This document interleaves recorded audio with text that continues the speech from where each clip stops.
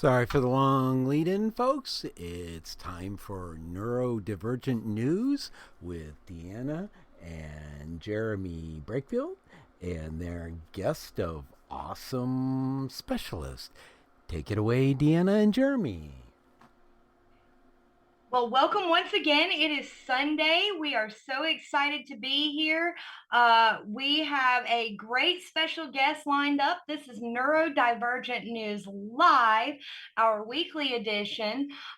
So, a little bit about this show. Not all of us are the best at articulating ourselves. I mean, sometimes we have long pauses, like I just did right there. And sometimes when awkward topics come up, it's hard to figure out what to say next. But we still want to be included in those conversations. And so that's what we're doing here. We are the neurodivergent community, and we're talking about the topics that really do affect all of us. And so I'm Deanna Brakefield. I'm the owner of Lionheart Kingdom Marketing and one of the two main hosts here. I also have with me my husband, Jeremy. Please introduce yourself. Hello, I am Jeremy Brakefield, founder of Lionheart Kingdom and co-host of this wonderful show, and hopefully the host for the next hour.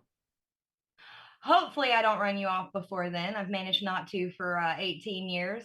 We also have with us an amazing specialist. He's just wonderful at what he does. He not only works with the community, but he is a member of the community. Mr. Stone, please introduce yourself. Thank you for that gracious introduction. My name is Stone G. I'm a neurodivergent counselor, and I specifically work with autistic, ADHD, and other neurodiverse clients. Thank you. Thank you so much. Now, normally we would have a fourth regular panelist here with us. Unfortunately, he's gone a little off the radar, so hopefully everything is all right with Mr. James A. White, and we will have him with us next week. But today, the specialist that we have is another amazing host from K-Fred Radio. We have Miss Kelly Kellem with us. Now, you'll notice she's the only one that has said her last name because I'm horrible about butchering last names. So, Kelly, please tell us a little about yourself. Thank you so much, Deanna, and thank you for having me on the show. I'm really excited to be here and to talk about these wonderful, topics. I am a college admission strategist, and what I do is I help those families who are overwhelmed and confused by the college admissions process, and I help them do it with more ease, less stress, and usually for less money. Thank you so much. Now, you might be wondering, what bearing could a college strategist have on a show about the neurodivergent community? Well, today's topic, if I hadn't lost my topic sheet, which I knew I was going to do something crazy, is from school to the workplace.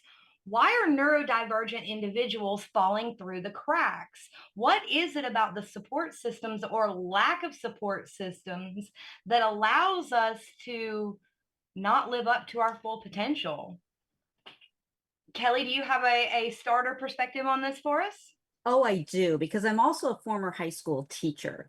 And as a neurodivergent myself, I know that there are just huge ways, huge gaps in the way that we help our neurodivergent students, or quite frankly, schools fail our neurodivergent students. One of the biggest things is a lot of people don't even know, a lot of the teachers don't know how to help neurodivergent students. They may not know anything about it and just think the student is being restless or acting out in class, instead of realizing here's an opportunity not only to work with the student and build some skills for them, but to help them progress to a point where in high school, in college, and in the workplace, they are better able to know what to do with the challenges that they face. And we have an opportunity to prepare students for later life, and that opportunity is being missed from day one in school. So now I do want to point out that you're talking primarily from American experience, yes? Yes, that is true. Now, this is not just an American problem. This is a True. worldwide problem. Stone, have you seen this in your practice of young adults coming up into the world? Oh, absolutely. It's ubiquitous across the planet. one of the challenges is that Western academia seems to be prolific globally, and that the culture of that institution is not inclusive, which is to say that it's designed to teach in a particular way. That does not mean that students are prepared to learn how to think or to articulate what thinking is. So there's a box, and then people are just put into the box, and they're grinded through in a particular way. Neurodivergent, or I like to call us driven people, we don't operate from that context. We can't be made to blend in. We can't be made to tell a lie or represent things that are in a multi-dimensional context not true. So there's an interesting statistic that 80% of all graduates, and we're just talking about at the undergraduate level of neurodiverse people, are unemployed, 80%. And then when you look at the workforce that is also not designed for them, there's an even larger disparity. So the conversation can be around how can we prepare people, or we can go even deeper than that, and we can talk about culture. What are some ways that we can address our culture in such a way that our children can be educated? And maybe we need to educate our children in a way that is separate from what is considered traditional. Western academia is not the only way for our children to learn.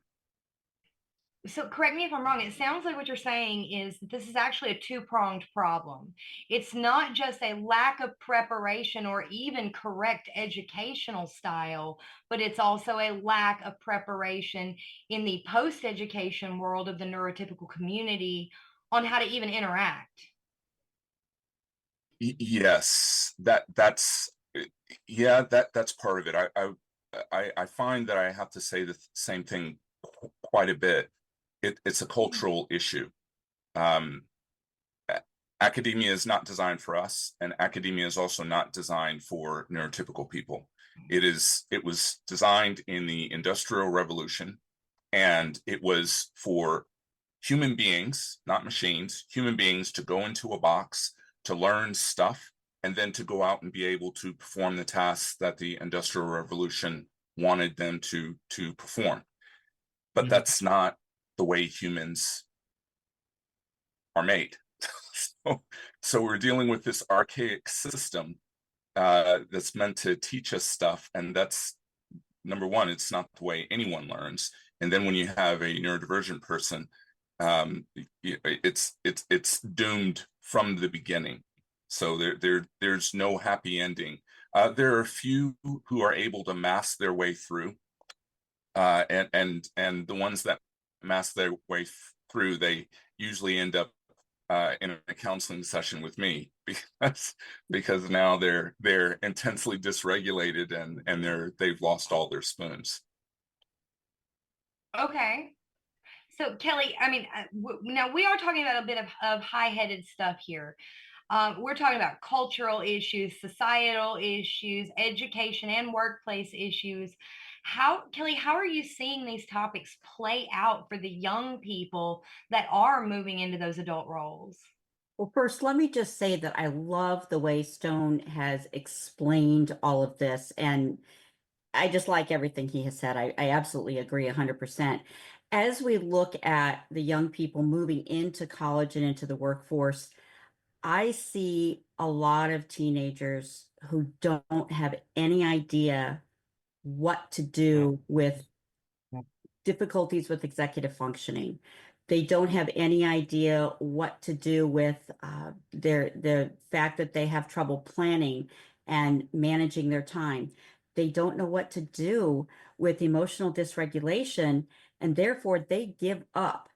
They just think they don't fit into the world, and they throw up their hands a lot of times, or they feel like they're being rebels. And then as they move into whether it's the workforce right after high school or the workforce after college, they're expected, as Stone said, to fit into a box. And that just doesn't work for us. It doesn't work for the students I've seen, even those who go into, come out of high school and go into a trade.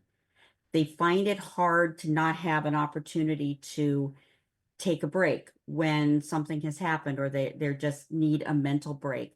They find it hard not to be able to express themselves, and everybody is supposed to have this even keel in the workplace. And let's face it, a lot of neurodivergents have little emotional bursts, and that doesn't always work. In fact, I've seen that get people into a lot of trouble in the workforce. Mhm. Mhm. I mean, I've almost been fired for a job from a burst, as you are talking about. So when they get into this workforce place, and Jeremy, jump in at any point if I'm dominating this. When they get into this workforce space, you've seen them evolve into the person that they are, that's expected to fit this mold. Stone, you have to deal with the after effects of years of grinding in this mold that was never made for them. So, I mean, we're talking about a lifetime spectrum of events that lead up to adults that are not just dissatisfied, but ready to quit at life. Yes. Well, there's because this is multifaceted, the way you because you mentioned this earlier. I just want to talk about some opportunities, because the problem is huge. It's bigger than any one person, and we can't look at this and say, okay, so what is the solution? Because there's too many things to address. One of the areas that we can look at where we can provide opportunities for our young people is to train them early. And how that can look is, I'm laughing because the number of parents that come to me and try to give me their child and say, here's my child, can you fix them? which which I always have to kindly let them know, your child is not broken. And were you aware that neurodivergence can be genetic? And most of the time, one, if not both of the parents are also neurodivergent. So they may or may not have had a diagnosis themselves, or they feel like their diagnosis is not relevant, or they haven't done the work themselves to go in deeper to define what are their nuances, what is their secret story. Knowing and having conscious awareness of one's secret story is so important, because that produces all the results that we have for our life. So getting back to the point, parents who can go on a journey where they start to understand their child and have conversations with their child, teaching them what is a thought, how to think, how to understand their preferences, and really reinforcing that. And what I mean by reinforcing that is conditioning their child to develop their own voice, to develop their agency. That doesn't mean that we abdicate our responsibilities as parents. It doesn't mean that we say, okay, here's a framework, go do it. No, we share, hey, here is a framework. Here are some things that we can look at. Let's do this together. So if parents were to take that stance early in the beginning, and when I say early, I'm talking about 4 or 5 years old, before the child has had a pruning. And we know that neurodiverse children don't tend to have that pruning as much as neurotypical people.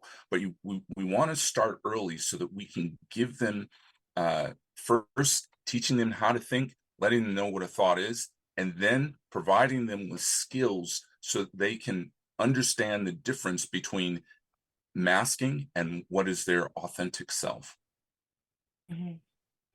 And I would like to remind our listening audience that if you are interested in this conversation, if you have an opinion you'd like to share over the air, you can call in at 724-957-4733. That's 724-9K-PH Red. Or you can join us at kfred.com in our messaging boards. Kelly, what are your thoughts about what Stone just said?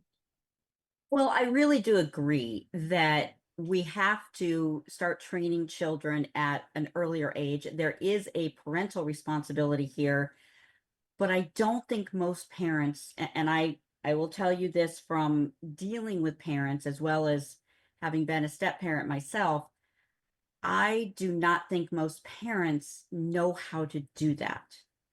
I don't think most parents, unless they're recognize that they're neurodivergent themselves, I don't think they have any idea, what to do with this situation. Like Stone has said, they come to him and say, fix my child.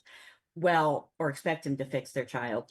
It's not possible because, like he said, there's nothing wrong.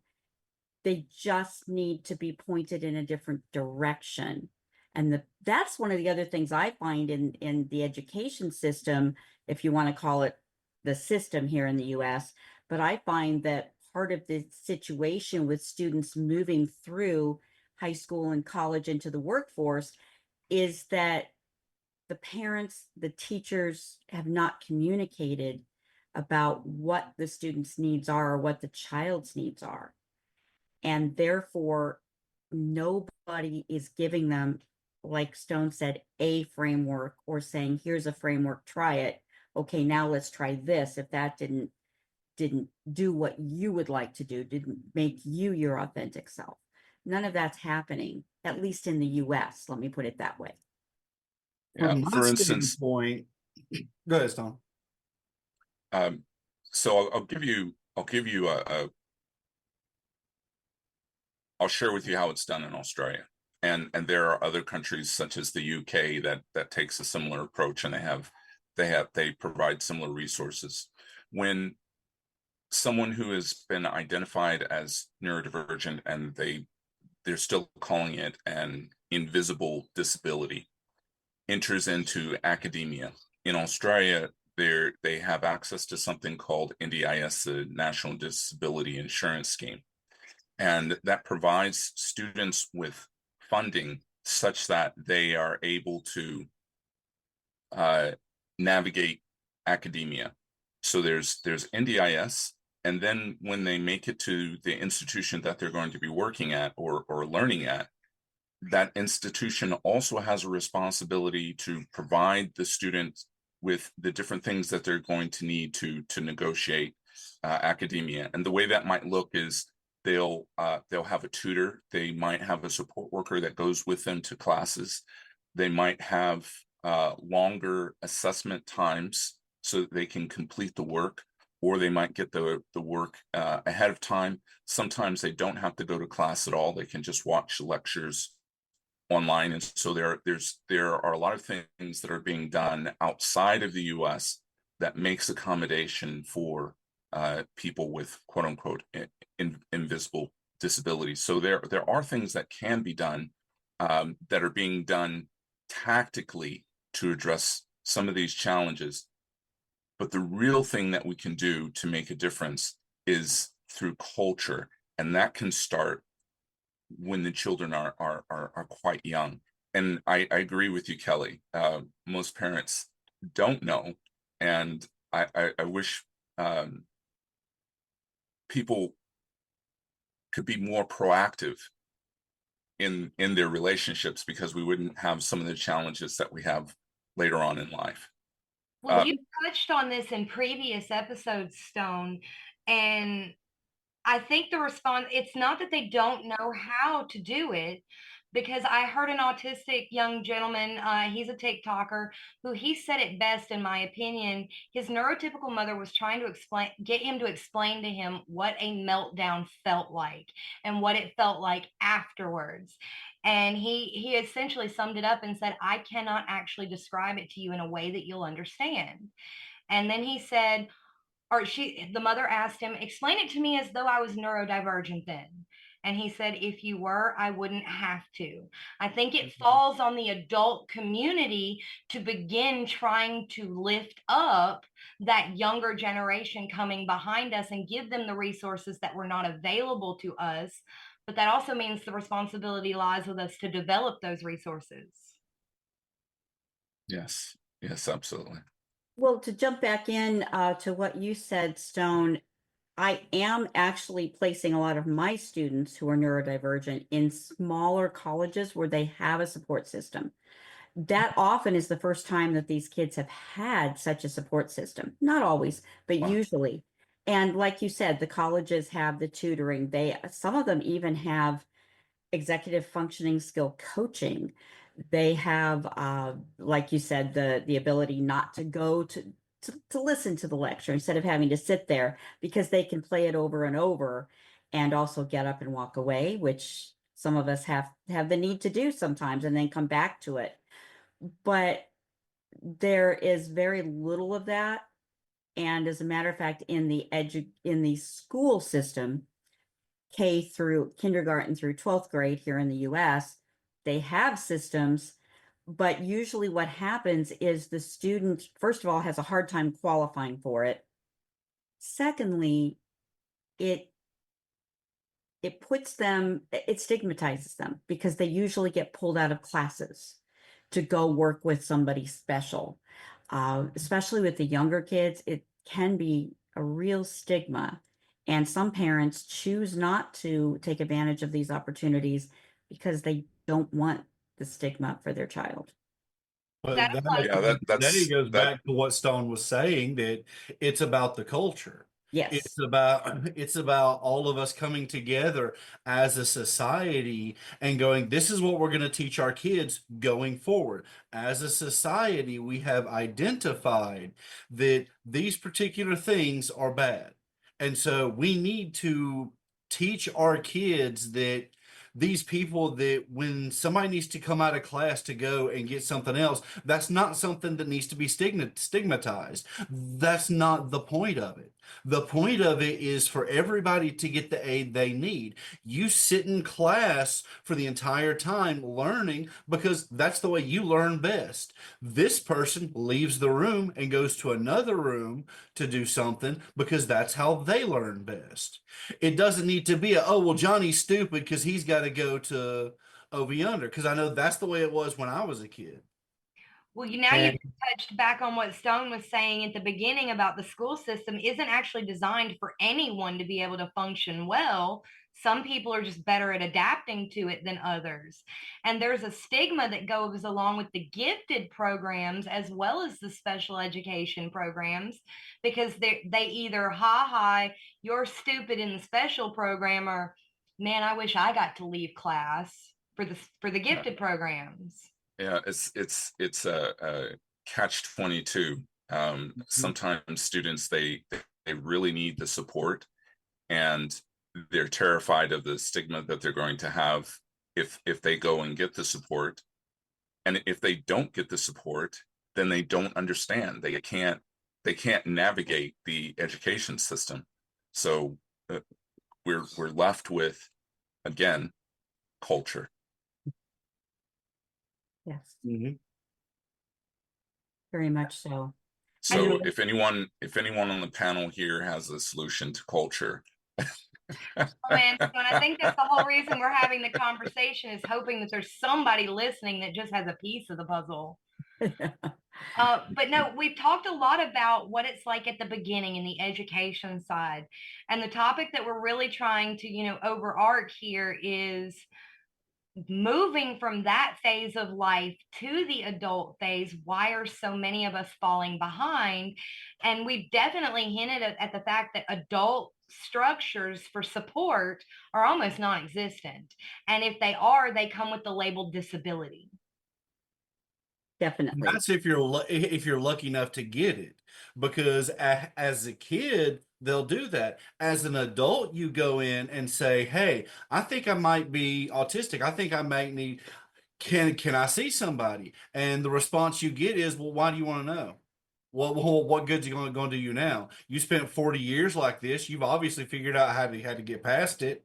And it's like, no, I'm just now starting to understand this. There's things that I'm lacking that I don't even understand that I'm lacking. I'd really like to be able to talk to somebody and maybe they can shine a light on what this is so I can understand what's going on in my head.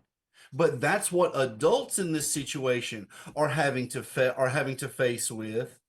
And the kids, I mean, they're not really any better. It's just the kids don't know to go and try and ask for help because as far as they know, they're the way they're supposed to be until an adult comes along and goes, "Oh, Johnny, the reason you're having problems reading is because you have dyslexia." They don't have a clue. They just know that what they're looking at doesn't look right.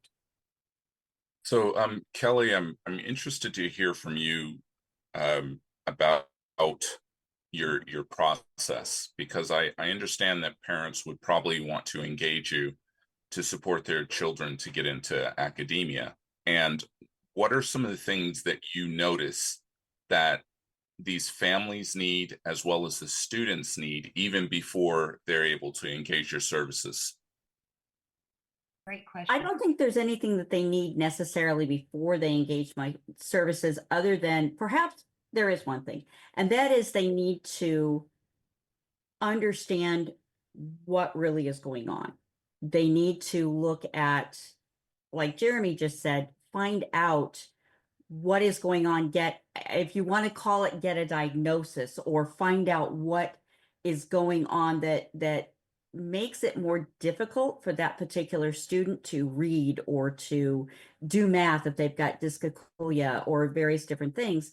Because then when they come to me, if they come to me and tell me exactly, they tell me that their student is neurodivergent, they tell me it's ADHD or it's simply executive dysfunctional skills, although I think a lot of that is looped into very many things. But then I can say, all right, first of all, when I'm working with your student, I will structure my conversations a little bit differently. I give us some breaks. We go back to talking about how was the day. That keeps them more engaged. Also, it helps me know what kind of college to help them with. It helps me if we're building their high school class schedule for their senior year of high school. I know a little bit more about what kind of classes they can probably benefit from, as opposed to trying to put them in the box. The other thing is when we're writing college essays, believe it or not, there are a lot of stories that, without divulging that somebody is neurotypical, there are a lot of stories that come out of the students once they start talking about what's going on. And those make some of the best college admissions essays. And Go ahead, continue. What I'm talking about there is I've had students talk about moments where they felt different and it was like a watershed moment for how they deal with a particular situation, or they saw a friend of theirs who was not dealing well with the situation.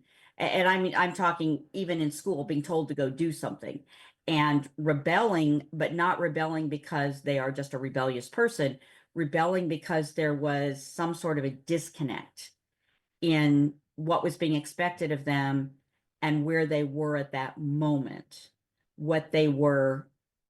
I guess the student was having a moment where he just really needed to be allowed to step back, and that wasn't happening for him. And one of my students actually had a moment where he said, "This is not what I want. I want to learn how to work differently because I see myself falling into this pattern." And without calling it neurodivergence, he talked about it in a different way, but that was an excellent college essay because it showed an awareness of who he was and how he was dealing with things in life and how that was going to change for him now that he had that awareness. What are some of the ways? So people have all kinds of reasons for wanting to go into university. As part of your process, do you have a mechanism that elicits that why and gives them access to their why so that they can create a possibility for their future. Absolutely. In fact, I was just working with a young lady over the past 3 weeks. We were figuring out, number one, why she wanted to go to college. And then we went through a values exercise so that she could get to know what's important to her. And that not only helps her figure out what she wants to do, major wise, career wise, but also figure out who she is and what kind of college she wants to go to. I have had students where we discovered college was not for them, that they were doing it because their parents said this was something you need to do. But with this particular young lady, we went through the values exercise. She identified the top 5 values and then the top 3. And I had her go away for a week because we were only seeing each other once a week. I had her go away for a week and think about what it was about those 5 values that make them so important to her. Why, without getting into, the why where you're backing somebody into a corner and making them defend their ideas, but what is it about those values that are just so important to you? Why are they key? And she came back and said she was really glad that she had done that exercise. And it also helped her figure out what she wanted to major in specifically, because she was going back and forth between 3 different things. So that's part of my process. And then we took those same ideas into, okay, what kind of a college should you be going to? So what is some of the post data? And thank you for that. That's I'm laughing because that's part of the process that I take my clients through as well. What are some of the post data that you're getting? So when a student has made it through academia, they've done their 4 years, or they've done their master's degree or whatever, what are some of the data that you're getting back after they've completed that process? Actually, I have only been doing this for 6.5 years. So the student I started working with first is now a sophomore in college. And so I don't have the full picture of it yet. I can tell you that the students I work with who decide to go to college all end up being at the school where they are happy. Those who did not listen to me, did not listen to my guidance or my recommendations, often end up transferring schools because they're finding it's not a good fit. For me, the whole thing is about it being a best fit for the student and for the school. And the students who have ended up going through the process, and we really talk as a family and me as a team about where the student should end up, they're very happy there and feeling very successful. So I've got 4 in college right now that are sophomores, and a couple that are several that are freshmen. And just because I used to be a very small boutique, so I was only working with a handful of students at a time. But they're really pleased with the process and feeling that they're able to stand on their own. They're able to Sounds like you well prepared them for their expectations, though. And I think that's a defining characteristic of the majority of the neurodivergent community is, as long as expectations are well defined, we tend to flourish as long as we're allowed to. But when there's a lot of miscommunication, a lot of contention, a lot of strife, lack of communication, we either shut down or begin asking so many questions that we drive everybody off their rocker. True. And that is something I almost over prepare. I mean, even to the point of reassuring them that if they, feel lonely or out of place those first few weeks, that is a typical response. And that we talk about ways to work through it. And sometimes I actually put some of my students in touch with coaches. I'm forgetting the name of the type of coach right now, but it's a life coach for teens and young adults who help them through some of those processes as they get into college and go through that first year of college, acclimating to college. So where do you stand on the viewpoint that the driven community tends to develop later in life than the holistic community? Because I've seen some data recently that suggests that for our mindset, our brains don't even fully stop developing until our early 30s.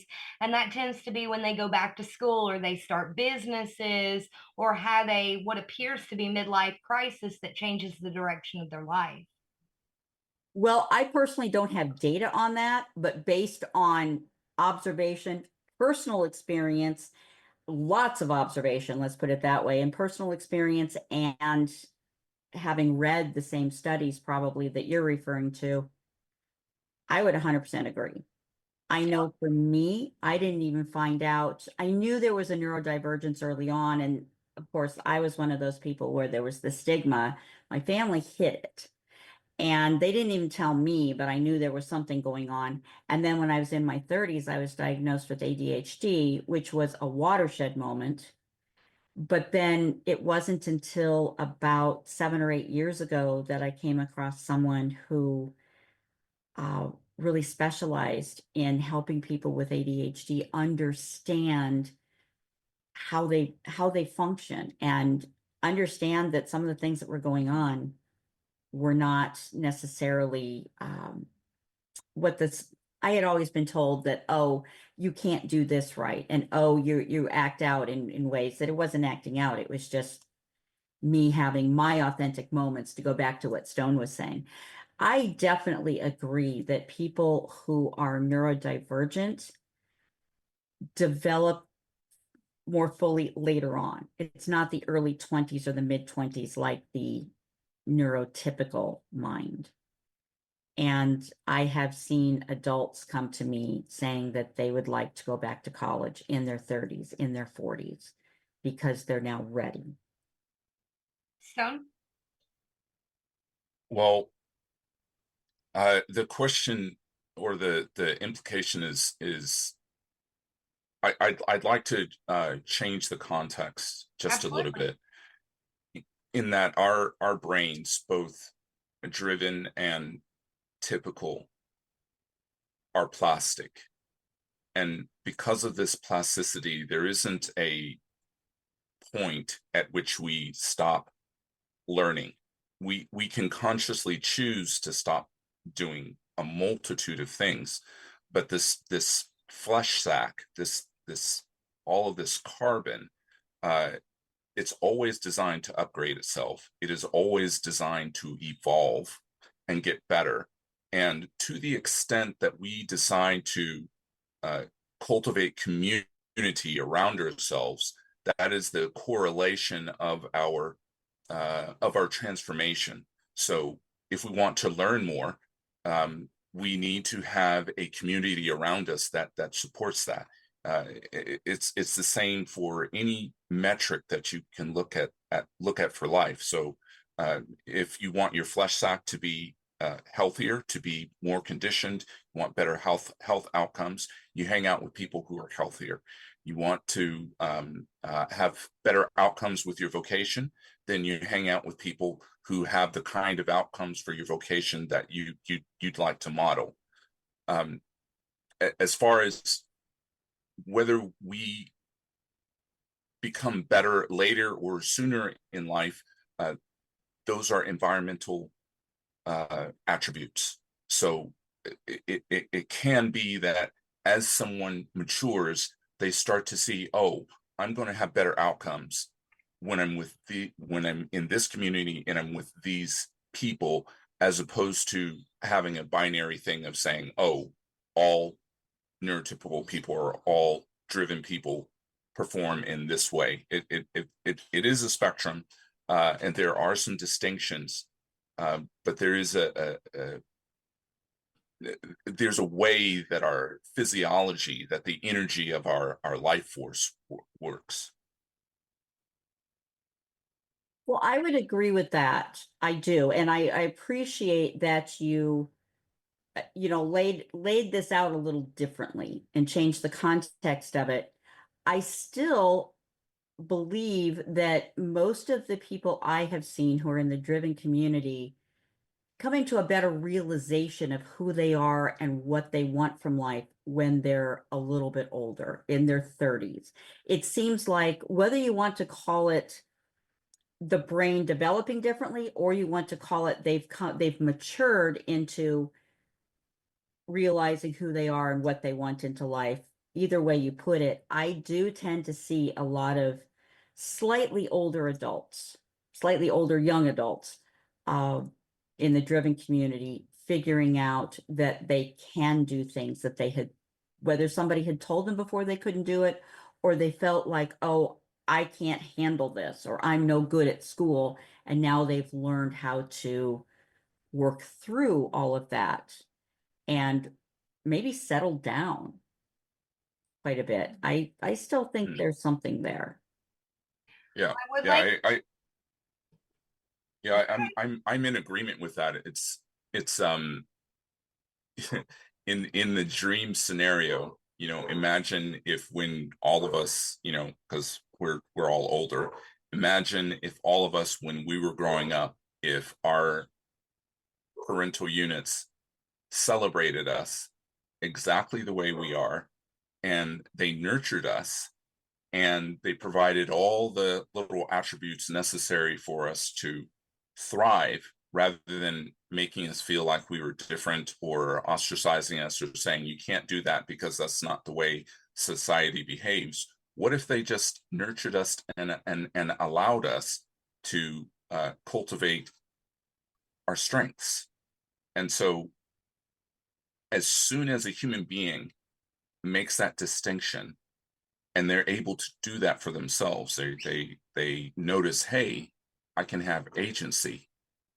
That's when they're able to step into what you were talking about. So again, we're right back to culture. Yes, we are. So I'd love to hear what the K-Fred community's thoughts are. If we have any listeners, I'd like to remind them again, they can dial in at 724-957-4733. That's 724-9K-PH-RED. We would love to hear from you because I'm loving this conversation. I don't know about you guys, but Jeremy is being very quiet today, and so I'm going to pick on him. Well, you know, I only say something if I feel like I have something to say. And for me, a lot of this, while there is a lot of issues with the neurodivergent community, for me, I feel like it's a part and parcel of a larger problem. Because for me, I see all these stories out there about 12-year-old does this thing, and then there's a mom or an aunt or somebody jumping up and down screaming and hollering about that baby, and it's a 12-year-old. And I see the exact same thing where it's, oh, that's just a kid, and then the day they turn 18, all of a sudden they're supposed to be an adult. And to me, just based on logic, how are you supposed to treat someone like a child up until the day before they turn 18, and then the day they turn 18, they're instantly supposed to be an adult and know everything an adult knows? To me, that's about one of the stupidest things I've heard in 43 years. Which is why for me, I've always tried to raise my kids where, look, you are an intelligent, rational, thinking individual. You understand if you jump off of a house, it's gonna hurt. There are certain things that your hand doesn't have to be held to understand. And so for me, it's a matter of we need to start teaching the kids these things at an earlier age and not waiting until they're 18 and then going, okay, you're an adult, you're supposed to know this stuff, and just getting mad when they don't. Because for me, I see that everywhere. Because there were legal issues where there was stories where kids would come home like 10-12 years old, and because they're hanging outside and mom's like an hour from home waiting to get home, the cops get called because the kid can't get in the house, and the kid's 12 years old, has access to water and everything else, and that's what's pushing our society. is the people that are out here thinking, oh, that's a 14-year-old. He needs to be in daycare. And it's that mentality is what's hamstringing the majority of us. Because the thing is that they're acting that way. And yes, there are some neurodivergent 14-year-olds that, yes, that would have been a bad situation. For your average person, no, that's not a problem. Are you And implying that we are over bubble wrapping children, whether they're neurodivergent or neurotypical, and then expecting them to not stub their toe when they turn 18? 150%. When you can watch something where a 5-year-old child in China or somewhere there is trusted to walk multiple miles to carry dad or mom or whoever their lunch or whatever, and here in the United States, we don't even trust the kid to walk 3 feet down the driveway to pick up the mail. To me, something's wrong. One of those two people are raising their children with self accountability to do what needs to be done, and the others are being coddled and basically being led to a point where they are just weak and have to be told exactly what they have to do. And they're basically being chiseled away at and turned into a cog for the machine instead of being taught how to think for themselves, how to decide what path do I want to take. No, we are not advocating that 5-year-olds should be left unsupervised, but point taken. Thank you. You were thinking the same thing, weren't you? We are all capable of infinitely more than we give ourselves or anyone else credit for. Yeah, one of the things that's coming up for me in this conversation is a few times we've made reference to the driven community, and that actually is not a thing. And I'll give you an example. With colonization, the way it works, or the way it worked in the past, is you'd have a group of people who had a particular identity, and they would go into another area, and they would be able to displace those people because they were tribal and they had different ideology. And so because they weren't able to come together, it was easier to displace them. And I'm being very kind in my characterization. And I'm also using huge generalizations. Yes. So we can look at the example of the United States, how the indigenous people were displaced. Mm-hmm. And now let's take that analogy to neurodivergence or driven people. Driven people have been responsible for a shift in human consciousness historically every time there's been a paradigm shift. Correct. We can look at Albert Einstein. We can look at people such as Newton. All throughout history, there have been people who have been driven, who have been able to achieve things if they were left alone and they were provided the environmental constraints to do these things. So currently on our planet, we don't have that. We don't have a global identity. And so there's a lot of there's friction, because within the spectrum, there isn't well, this is what it looks like. There isn't a homogeneous, for instance, if you say wasp, that's homogeneous. If you say Japanese, there's a culture around that. There's a homogeneous aspect to that.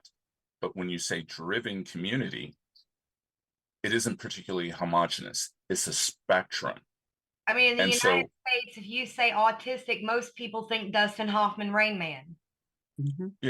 Yes. And so that's an extreme minority. Yeah. And so that underpins the challenge. So until we can have a community, until we can Well, until we can have a community, that's when we can start to identify our culture. We can start to create culture. But how are we meant to create culture when it is so intensely diverse? It is by nature a spectrum. None of us are the same. So we have to do something that's going to be really, really difficult, I which is think, come to an agreement.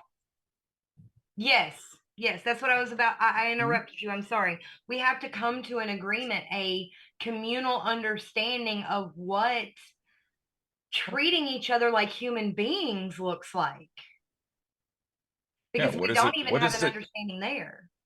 what does it mean to be driven? You know, and Kelly, it's interesting that this is part of the conversation, because students are being prepared.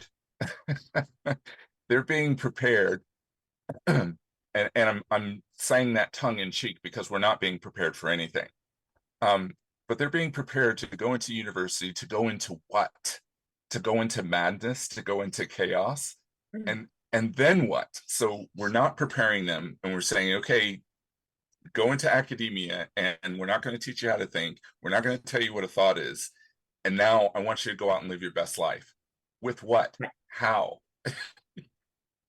And I completely agree with that, you know, academia does not prepare one necessarily for getting out into the workplace or whatever, whatever they do after college.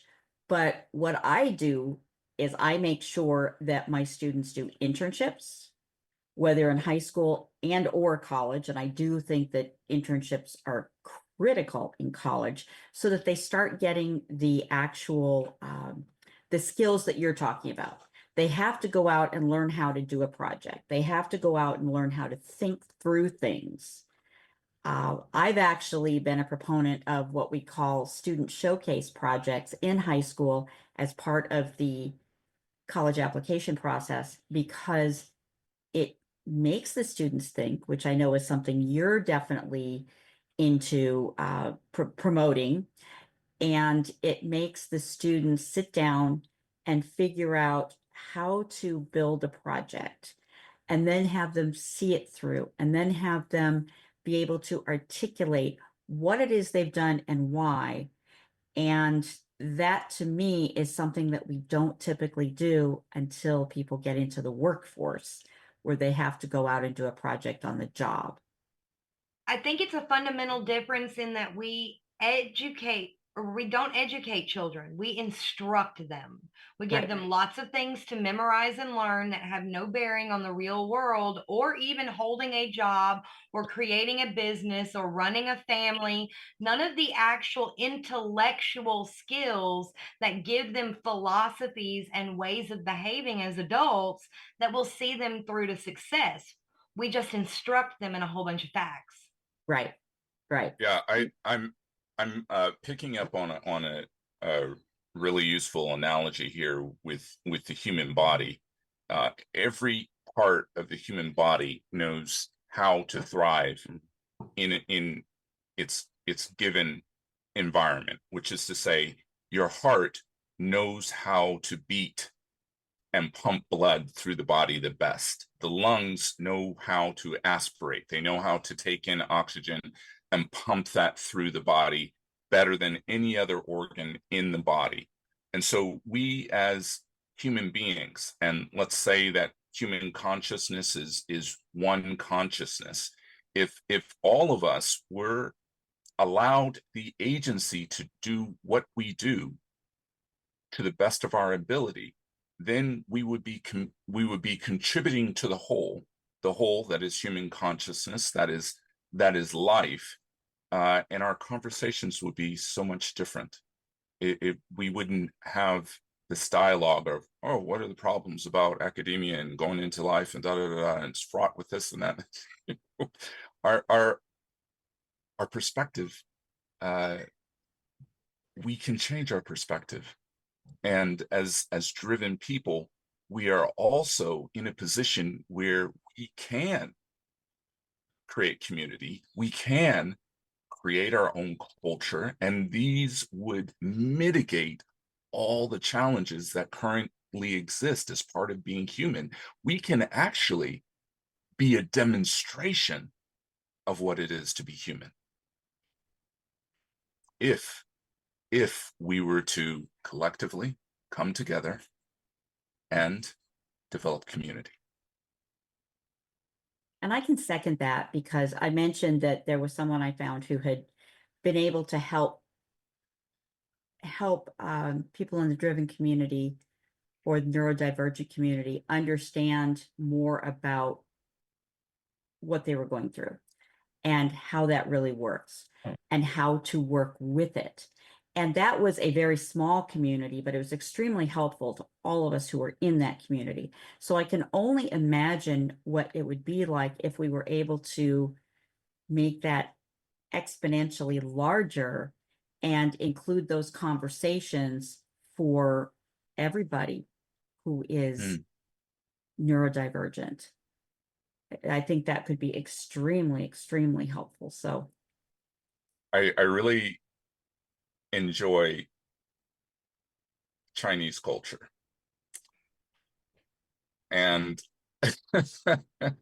I like the way there's a homogeneous nature of the culture. I enjoy the way they